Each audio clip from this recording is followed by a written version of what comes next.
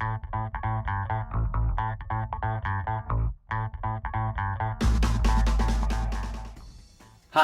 I'm Bill Wood, founder of DisciplinedTradingDecisions.com.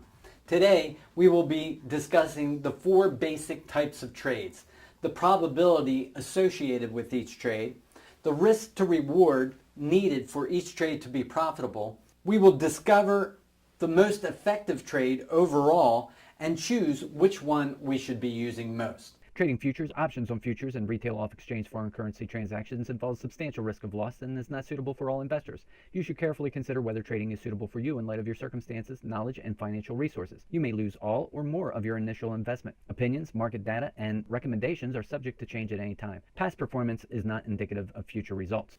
So let's start off with the probability, the highest probability trade. In this upper left-hand corner, you'll see the higher probability trades, and down in this lower right-hand corner will be the lower probability trades. So one of the highest probability trades that we have is the continuation trade, continuation or momentum trade. Why is it the highest probability? Because objects that are in motion tend to stay in motion. The lower probability trade would be the reversal trade. Why? For the same reason. Objects that are in motion tend to stay in motion, so a reversal would be a low probability. Next, let's look at risk. Notice the relationship. The higher the probability, the higher the risk. The lower the probability, the lower the risk. Why is that? Well, let's take a look at the continuation trade or the reversal trade. The continuation trade is shot up 10 handles and you're trying to jump on board this move. You have a high probability that's going to continue because it is already moving strong in that direction. So your risk is very high. Look how far away your risk is. Where a lower probability, the market is moving down, objects that are in motion tend to stay in motion. So it's very low probability that it will reverse. But if you have a good location, your risk could be very low. Next, let's look at reward. Out of the 2 lower probability trades, which one has the greater reward? Well, you have reversals and you have pullback trades. Why do reversals have the higher reward? Well, the only reason reversals have a higher reward is because that they have a lower risk. Let's say that the market is moving in this direction and you believe it's going to reverse at this location. So you enter in here, you have very low risk. Well, if you have more probability, if you just allow the market to reverse, you have more probability of being correct, that it's going to now move in your direction. And let's say that your risk is here for the reversal and your target is up here 10 handles away. Well, your risk can be very low. Where if you wait for the pullback for the confirmation, you have higher risk and lower reward. So the only reason why you have a higher reward with the reversal trades is because you have a lower risk. So what are the 2 higher risk trades? You have the continuation trade and also breakout trades. Which one has the higher reward? The breakout trade. Why? Because the breakout trade has a lower risk. Let me show you why that might be. With the continuation trade, you're hopping into the market after it has made a move. Let's say that this has traveled 10 handles. Your stop is all the way down here, 10 handles away. Well, let's say that you have a breakout trade, right? You have consolidation in here, and that consolidation is 10 handles wide. And you're playing a measured move of 1-to-1 or 100%, and your profit target is 10 handles away. So if you get in here, you don't necessarily have to put your stop all the way down here. With a breakout trade, there is often a high volume node here in the middle, and often people will put their stop just below that high volume node. You have less of a risk. You have the same reward as the continuation trade. You want 10 handles, but you have a less risk. So basically, when you're talking about risk and reward, you need to know your lean and your target. And it's all about how close you can get to your lean and how far away your target is. And is it reasonable? So how do we balance this out, and which trade is best for us to use? Well, let's look at the probability of each trade. On reversals, the probability, I give it a probability of somewhere between 20 and 40%. 20 and 40%. On a breakout, somewhere between 30 and 50%. 30 to 50% that it will be successful, that it will actually break out. On a pullback trade, 40 to 60%. And on a continuation trade, 50 to as high as 70%.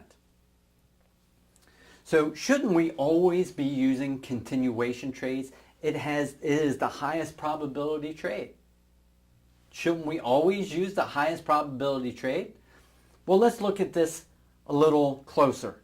What kind of risk to reward do you need for these trades to be profitable? Well, on reversal trades, I determined that the risk to reward needed is 5 to 1 to be profitable for reversal trades.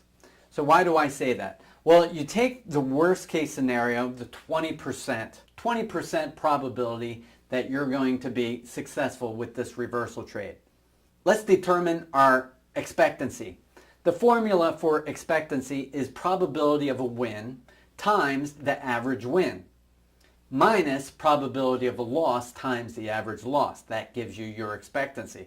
So let's just say that we have a worst case scenario, 20% probability that this will be a win and 5 to 1. So probability of success times 5, let's say $500. So 20% times $500 would be $100. Then you minus from that the probability of a loss, so that would be 80% times the average loss, $1 or $100. So that would be $80. $80 minus $100, that would give you expectancy for this trade of $20 per trade. So after 300 trades, 350 trades, your expectancy would be $20 per trade. Now that's worst case scenario, 20%. You might be able to get a higher percentage, and then you wouldn't need 5 to 1. You would maybe need 4 to 1. The higher the percentage, the lower the risk to reward needed.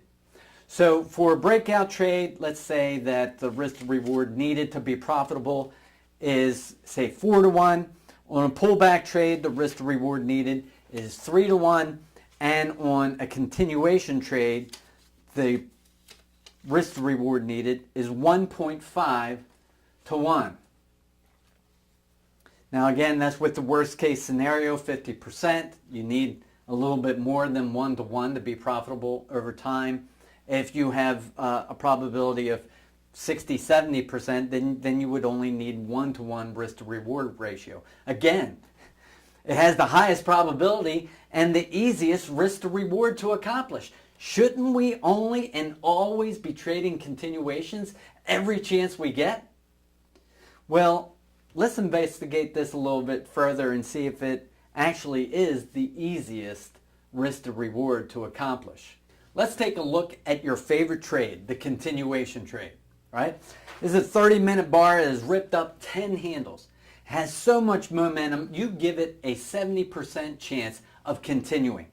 So you hop in right here at the end of this bar, and your stop has to be down here 10 handles away. You need a risk to reward ratio of 1 to 1. So your target has to be 10 handles away up here. Now, if you move your stop any closer, that will skew your probability. I mean, if you had your stop way up here, you still would not have 70% probability that it wouldn't hit your stop. You'd have a much higher probability of being stopped out, correct? And your target is way up here, 10 handles away. That's pretty far. If you exit early, your profit will be skewed. You will not get one-to-one, and you will not be profitable over time. Now, a big question here is, what time frame are you trading? Let's say that you're trading the day time frame and you're trading the S&P 500. And let's just say that the S&P 500 daily range is 10 handles. It's already traveled 10 handles. What is the likelihood that it will travel another 10 handles? Not very likely. The continuation trade may actually be one of the hardest trades to get your risk to reward ratio out of. So your continuation trade may have a probability up to 70% of continuing. But that 70% doesn't say how far it will continue. Is your target reasonable? That is the question for all these trades. If your target is reasonable, then the continuation trade may be fine. So what is the most effective trade overall? The least risk, the highest reward, the highest probability, the easiest to reach its target, and the most versatile overall. We're going to give each trade a quality score of 1 to 5, 1 being the best and 5 being the worst. So when we look at the breakout trade, I give them a quality score of 5, 1 being the best, 5 being the worst. You have a 30 to 50% probability of it actually breaking out. You need a 4 to 1 risk to reward ratio to be profitable over time. And depending on where your lean is, that 4 to 1 may actually be very difficult to get. So let's look at the breakout trade. If here the market is consolidating, you're hoping that it will break out. Many traders will trade a breakout trade to where there's a measured move from the consolidation to the target. So the target, if this was 10 handles, then the target would be 10 handles away from the breakout. So some traders will try to jump in before it breaks out. But when I look back over my trading journals, one of the things that I've written down several times is stop trading these breakouts before they break out, because I'm trading into resistance. All right, so other people will wait for it to break out and then trade it up here. Well, if your stop was down here, you're not even getting 1 to 1. But let's just say that you're using your high volume node here and you put your stop down here at the high volume node. You may get 1.5 to 1. But what did we say? We said that you need 4 to 1 for breakouts to be profitable over time. Now, people do make money with breakouts, but you have to have really good rules and a lot of emotional discipline. Okay, let's take a look at the continuation trade. Probability, 50 to 70%. Risk to reward ratio needed, 1.5 to 1. But remember, you have commissions eating into your trade, you have slippage. This is one of the most difficult trades to trade emotionally, because the continuation trade, the market is moving really fast and you have to make decisions very quickly. So though it sounds like a good trade, high probability, low risk to reward ratio needed, it may be one of the most difficult trades to trade. I give this a quality score of 3. 1 being the best, 5 being the worst. Continuation trade is right there in the middle. Now, if you have a reasonable target, continuation trades should be fine. But I'll tell you what, you have a couple of these continuation trades stop you out, right? Goes 10 handles against you and stops you out. They become very difficult to trade with discipline. So just as long as your target is reasonable, they should be fine. Again, I give them a quality score of 3. On a reversal trade, we have 20 to 40% probability of success. You need 5 to 1 to be profitable over time with this type of probability. And yet, I give this a quality score of 2. Why is that? Because hopefully when you're trading reversals, you have a good location. Location, location, location. I believe that that is what trading is all about. Good trade location. And if you have a good location, you can actually have a very low risk in your trade. The lower your risk, the higher your reward. Now, each market is different. Some markets will reverse with amazing accuracy. Some markets tend to overshoot obvious areas of reversal. And then, of course, all markets vary with volatility. Again, is your target reasonable? Now, I personally love reversal trades. I'm a contrarian at heart, but alas, you're fighting the trend. So, low probability. Now, I believe that the best way to trade reversals is to trade at a location that is simply a pullback of a larger time frame. Let's say that this is a 15-minute chart, looks like a downtrend, but on a higher time frame chart, like a daily chart, the trend may be coming up like this, and this is just simply a pullback. Or maybe you're trading reversals in a trading range. You have a 10-handle range here, you place your entry here, your stop is real close here. You can have a good risk to reward, even if it's to the other side of the trading range. I give reversals a quality score of 2 out of 5. Reversals are pretty darn good if you can get a good location. You can get a good risk to reward ratio. Now, the biggest drawback to reversals are trend days. If you're trying to reverse a trend day, you will get killed. So what is your biggest clue that it is going to be a trend day? It's imperative to know what type of market you are trading. So that's the reversals. Now there's one trade that I believe is the best. That's the pullback trade. It's 40 to 60% probability. You get a higher probability when you're trading with the trend. It's a risk-to-reward ratio of 3 to 1. This 3 to 1 may actually be the easiest to get out of all of these trades. I give it a quality score of 1. It's number 1 in my book. Market structure, market geometry, market profile, volume profile. Depending on your time frame, you can get very precise with pullbacks. Now let's just say that you're trading this reversal here. The idea is that it's going to reverse in this location. What if you allow it to reverse? If you allow it to reverse, you automatically have a higher probability of it succeeding. It has already stopped and reversed. So allow it to reverse and then play the pullback.